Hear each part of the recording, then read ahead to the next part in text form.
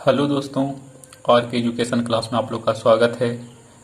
तो चलिए आज का क्वेश्चन हम लोग शुरू करते हैं। पहला क्वेश्चन है, यदि 42 व्यक्ति द्वारा 15 दिनों में 144 केजी गेहूं की खपत की जाती है तो 30 व्यक्ति द्वारा 48 केजी गेहूं की खपत कितने दिनों में होगी। तो देखिए, इसका फार्मूला होता है आदमी गुना दिन बटा कुल कार्य। तो देखिए, 42 व्यक्ति है, 15 दिन में कर देता है। 15 दिन में कितना? 144 केजी, 144 लिख दिए। केजी गेहूं की खपत की जाती है तो 30 व्यक्ति है द्वारा 48 केजी गेहूं की खपत कितनों दिनों में, कितना दिन में करेंगे। तो मान लिए x 48 केजी, दोनों को बराबर कर देंगे क्योंकि दोनों ही काम है, दोनों बराबर है। जो कटता है उसको काट लीजिए। 24 दूना 48, 24 छक्का 144, 2 तिया 6, 15 दूना 30, यहाँ से कट जाएगा 21 बार में, 3 से काट लेंगे 7 बार में, यानी x बराबर 7 आ गया, 7 दिन। यानी जो है 48 केजी गेहूं की खपत कितने दिन में कर लेगा? तो 7 दिन में। यानी ऑप्शन नंबर इसका सही हो जाएगा, option number B. Question number 2 है, यदि किसी संख्या में 25 जोड़ा जाता है तो यह संख्या उसके 3 गुना से 3 कम हो जाता है तो संख्या क्या होगा। तो देखिए, कोई संख्या है, उसमें हम 25 जोड़ते हैं, ठीक है। यदि किसी संख्या में 25 जोड़ा जाता है, कोई संख्या मान लिए उसमें 25 जोड़ दिए, तो वह संख्या जो है, जो यह संख्या है, वह संख्या उनके 3 गुना, यानी ये संख्या जो है अपने का 3 गुना से 3 कम हो जाता है। कर लिए, ठीक है। अब कर लीजिए, x प्लस 25 बराबर 3x माइनस 3 हो जाएगा। x को उधर ले जाइएगा तो प्लस में तो उधर जाएगा, घट जाएगा, तो 3x में से x चला जाएगा, 2x बराबर 3x को 3 को इधर ले आइए तो माइनस में तो इधर आएगा तो प्लस में हो जाएगा, तो 25 और 3 हो जाएगा 28। काट लीजिए 14 बार में, x बराबर 14। तो वह संख्या ज्ञात कीजिए, यानी वह संख्या जो है 14 है। देखिए यहाँ पे थोड़ा सा मिसप्रिंट हो गया ऑप्शन में, एक को सुधार लीजिए, 14 कर लीजिए, दो जगह 15 दे दिया गया था, यानी ऑप्शन नंबर इसका सही आंसर हो जाएगा option number A 14। Question number 3 है, द्विघात समीकरण x square plus M X plus 24 बराबर 0 है तो m का मान क्या होगा यदि उसका एक मूल दिया हुआ है। एक मूल दिया हुआ है 3/2, ठीक है। पहले समीकरण को लिख लीजिए, X square plus M X plus 24 बराबर 0। तो हम लोग जानते हैं अल्फा प्लस बीटा बराबर होता है माइनस बी बाई ए, और अल्फा इंटू बीटा बराबर होता है सी बाई ए। ये 10 क्लास में आप लोग पढ़े होंगे, यह ध्यान रखिएगा। अब देखिए क्या कर रहा है क्वेश्चन। तो अल्फा प्लस बीटा बराबर माइनस हो जाएगा, बी की जगह पर क्या है, तो ये ए है, ये बी है और ये सी है।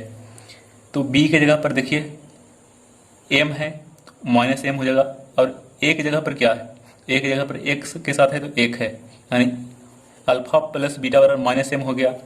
अब यहाँ पे आइए, एक मूल दिया हुआ है, या अल्फा मान लीजिए या बीटा मान लीजिए, तो हमने मान लिया कि अल्फा बराबर दिया हुआ है 3/2, ठीक है। तो यहाँ पे अल्फा का मान रख दीजिए 3/2 गुना बीटा बराबर सी कितना दिया हुआ है, सी दिया हुआ है 24 बटा ए का मान दिया हुआ है 1, यहाँ से काट लीजिए 3 या 24, बीटा बराबर आ गया हम लोग का 16, ठीक है।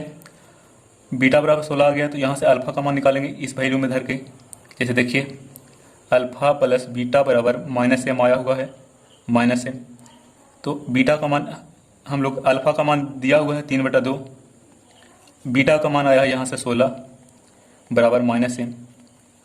कैलकुलेशन कर लीजिए, एलसीएम हो गया 2, 3 प्लस 16 दूना 32 हो जाएगा बराबर माइनस एम। अब देखिए माइनस एम बराबर कितना हो गया, 32 3 35/2। इसको यहाँ से लिख सकते हैं एम बराबर -35/2 2 -35/2, यानी इसका सही आंसर हो जाएगा ऑप्शन नंबर डी, -35/2। ये दोनों फार्मूला है जो आप लोग को ध्यान रखना होगा। मैंने सारा क्वेश्चन महत्वपूर्ण लिया है, ये नहीं कि सिर्फ हल्का हल्का क्वेश्चन दे दिया आप लोग को और काम निकाल दिए, ऐसा बात नहीं है। आप लोग के लिए इंपॉर्टेंट क्वेश्चन लाए हैं। अगर आप लोग का सपोर्ट रहा तो आज हम लोग 11 क्वेश्चन का डिस्कशन करेंगे। अगर आप लोग का सपोर्ट रहा तो हम लोग 25 क्वेश्चन जिस तरह से एग्जाम में पूछा जाता है उस तरह से लाएंगे। तो चलिए अगला क्वेश्चन हम लोग देखते हैं।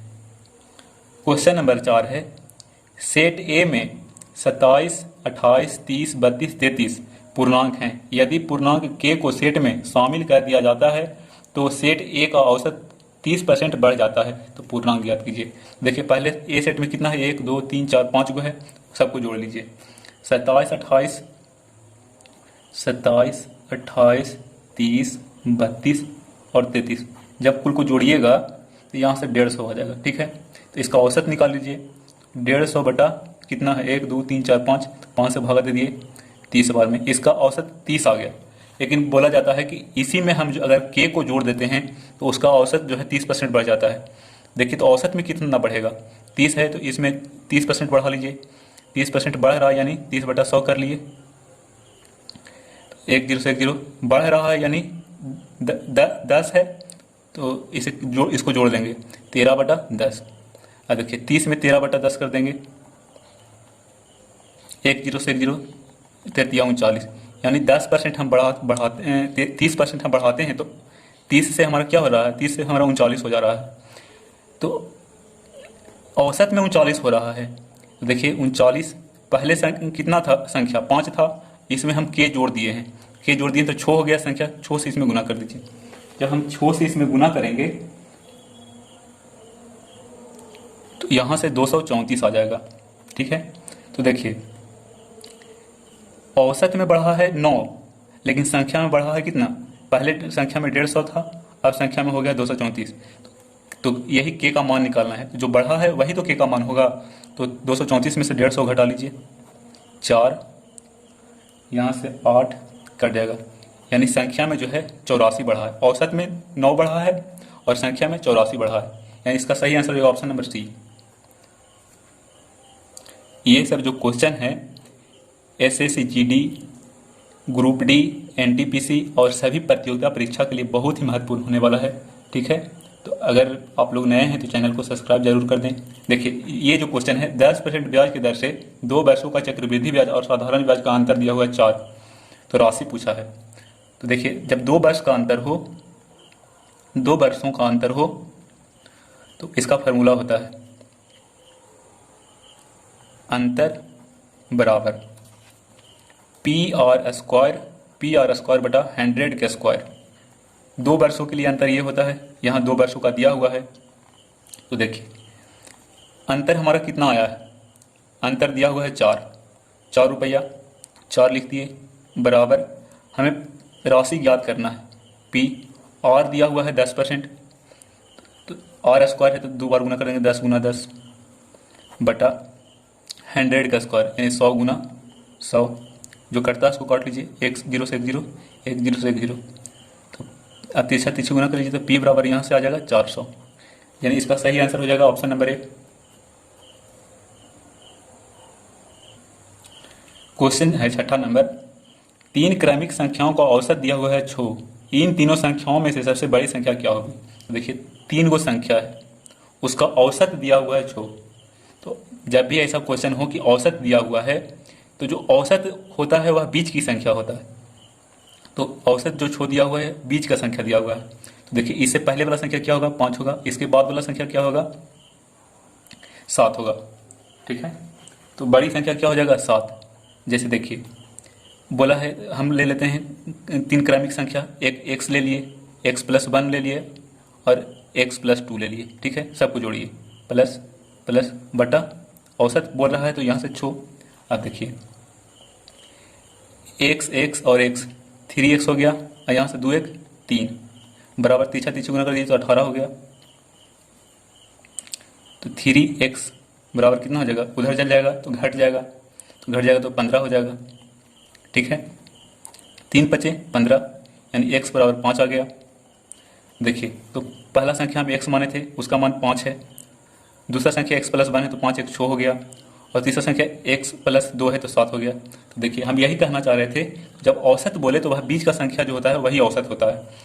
3 संख्या बोला था तो 3 संख्या का औसत पूछा, क्रमिक संख्या का औसत पूछा था, तो जो बीच का संख्या था 6 था, इधर 5 हो गया, इधर 7 हो गया। बड़ी संख्या पूछा है 7 इसका सही आंसर हो जाएगा। इस तरह से भी बना सकते हैं और इस तरह से भी बना सकते हैं। जब भी औसत पूछे तो वह बीच का संख्या होगा। इसका सही आंसर हो जाएगा option number A, sorry option number C, option number B इसका सही आंसर हो जाएगा, ऑप्शन नंबर बी। अगला क्वेश्चन है, यदि बाई के बाई परसेंट का मान 36 है तो बाई का मान पूछा है। बाई का बाई परसेंट का मान, बाई परसेंट यानी बाई बटा 100 का मान 36 दिया हुआ है। ठीक है, तिरछा तिरछी यहाँ से गुना कर लीजिए, यहाँ से बाई गुना बाई हो जाएगा बाई स्क्वायर बराबर 3600। तो बाई बराबर क्या हो जाएगा, अंडर रूट 3600। बाई बराबर यहाँ से हो जाएगा 3600 का होता है वर्गमूल 60, इसका 60 आंसर हो जाएगा, ऑप्शन नंबर बी। तो कुछ आसान क्वेश्चन भी आप लोग के लिए लाए हैं, क्योंकि एग्जाम में हार्ड भी क्वेश्चन होता है और आसान भी क्वेश्चन होता है। ठीक है, अगला क्वेश्चन है, रमेश किसी काम को 18 दिन में करता है। रमेश जो है कोई काम को 18 दिन में कर देता है। ठीक है, खत्म कर देता है। सुरेश उसी काम को रमेश से आधे दिन में कर देता है। सुरेश जो है उसी काम को रमेश से आधे दिन में कर देता है। जितना दिन में रमेश करता है उससे आधे दिन में कर देता है, यानी 18 दिन में करता है तो 9 दिन में कर देता है। ठीक है, आधे समय में खत्म कर लेता है। यदि रमेश और सुरेश एक साथ काम करे तो कितने दिन में काम समाप्त। देखिए, दोनों का एलसीएम ले लेंगे तो टोटल जो काम है वो आ जाएगा, तो 9 और 18 का एलसीएम 18 आ जाएगा।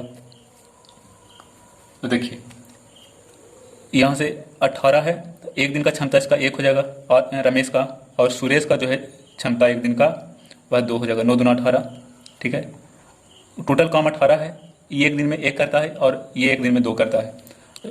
दोनों एक दिन में कर कितना लेगा, 2 1 3, 3 काट लीजिए, 3 छक्का 18, यानी वह 6 दिन में काम को समाप्त कर देगा, option number B. Question number 9 है, एक आयत की लंबाई चौड़ाई के अंतर 23 मीटर है। लंबाई और चौड़ाई जो ब्रेथ है, लंबाई एल और चौड़ाई यानी ब्रेथ बी, ये दोनों का अंतर दिया हुआ है 23। ठीक है, यदि उसकी परिसीमा यानी परिमाप 206 मीटर दिया हुआ है, यानी 2 इंटू एल प्लस बी जो दिया हुआ है वह 206 दिया हुआ है। ठीक है, तो उस आयत का क्षेत्रफल पूछा है। तो आयत का क्षेत्रफल जो होता है, आयत का क्षेत्रफल होता है एल गुना बी, यही आपसे पूछा है। ठीक है, तो देखिए यहाँ से काट लेंगे 2 से 103 बार में, यानी एल प्लस बी जो आया हमारा 103 आया है, एल माइनस बी दिया हुआ है 23। तो यहाँ से सोल्यूशन कर लेंगे, एल प्लस बी बराबर 103, एल माइनस बी बराबर 23।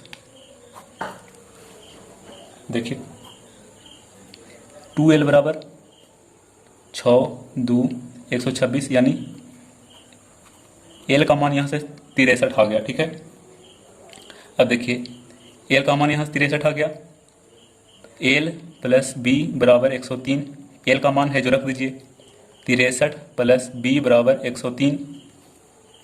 ठीक है, तो देखिए 63 उधर जाएगा तो घट जाएगा, यहाँ से बी का मान जो आ जाएगा, ब्रेथ जो आ जाएगा यहाँ से 40 आ जाएगा। ठीक है, तो एल आ गया यहाँ से, एल बराबर आ गया यहाँ से 63 और बी बराबर आ गया यहाँ से 40। एल गुना बी ही तो हमसे पूछा है, यानी 63 गुना 40, इसको गुना कर लीजिएगा तो आ जाएगा 2520 मीटर स्क्वायर, 2520 मीटर स्क्वायर। इसका सही आंसर हो जाएगा option number D. Question number 10 है, 50 का 160%, 50 का 860% प्लस 860 का 50% किसके बराबर होगा। तो देखिए 50 का 860% यानी बटा 100 प्लस 860 का 50% बटा 100, जो कटता है उसको काट लीजिए, 0 से 1 0, 1 0 से 1 0 यहाँ कट गया, 1 0 से 0, 1 0 से 1 0। देखिए 86 गुना 5 कीजिए, 86 गुना 5 कीजिएगा तो यहाँ से 430 आ जाएगा, प्लस 86 गुना 5 यहाँ से भी कीजिएगा तो 430 आ जाएगा, दोनों को जोड़ लीजिए तो यहाँ से आ जाएगा 860। तो सही आंसर जो option number B, option number C. Question number 11 है, यदि एक रेलगाड़ी 54 किलोमीटर प्रति गति से चल रही है, 120 मीटर लंबी रेलगाड़ी 130 मीटर प्लेटफॉर्म को पार करने में कितना समय लगेगा। यदि एक रेलगाड़ी 54 किलोमीटर, यानी चाल जो दिया हुआ है 54 किलोमीटर प्रति घंटा, ठीक है, 120 मीटर लंबी रेलगाड़ी 130 मीटर प्लेटफॉर्म को पार करने में कितना समय लगेगा। जो रेलगाड़ी पार करेगा तो वह अपनी लंबाई पार करेगा और साथ में प्लेटफॉर्म की लंबाई पार करेगा, तो दोनों को जोड़ लेंगे 0.52, यानी कुल उसको लंबाई पार करना है 250, ठीक है, 250 मीटर। देखिए तो हमें लाना है मीटर पर सेकंड में, तो इसको 54 को 5/18 से गुना कर देंगे, तो यहाँ से चाल जो आ जाएगा मीटर पर सेकंड में आ जाएगा, तो 18 दिया 54, यानी 15 मीटर पर सेकंड आ गया। तो देखिए हमसे क्या पूछा है, हमसे यहाँ पूछा गया है समय पूछा गया है। समय बराबर होता है दूरी बटा चाल। दूरी दिया हुआ है 250 मीटर, चाल दिया हुआ है 15 मीटर पर सेकंड। सेकंड जो है ऊपर चला जाएगा, मीटर से मीटर खत्म हो गया, इसको काट लीजिए, 5 या 15, 5 25, यहाँ से आ गया 50/3 सेकंड, यानी 50/3 सेकंड में वह प्लेटफॉर्म को पार कर जाएगी। इसका सही आंसर हो जाएगा ऑप्शन नंबर डी। अगर आप लोग का सपोर्ट रहा तो अगला वीडियो हम लोग 25 क्वेश्चन का लाएंगे। तो चैनल को, अगर आप नए हैं तो चैनल को लाइक एंड सब्सक्राइब करें। धन्यवाद।